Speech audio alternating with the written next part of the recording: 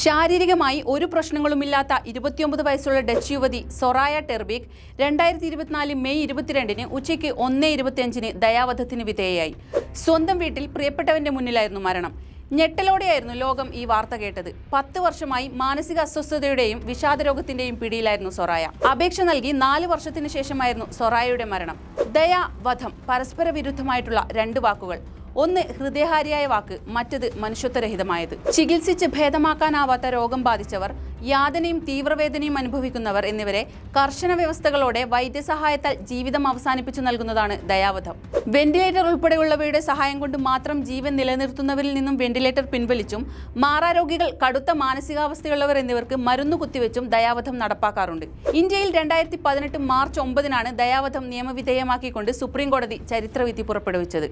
2023-ൽ വീണ്ടും വ്യവസ്ഥകൾ കൂടുതൽ ചിട്ടപ്പെടുത്തി വിധി പുറപ്പെടുവിച്ചു. അന്തസ്സോടെ ജീവിക്കാനുള്ള അവകാശം പോലെയാണ് അന്തസ്സോടെ മരിക്കാനുള്ള അവകാശവും. ദയാവധം ആഗോള വ്യാപക ചർച്ചയായി മാറുന്നതും ഈ കാരണം കൊണ്ട് തന്നെയാണ്.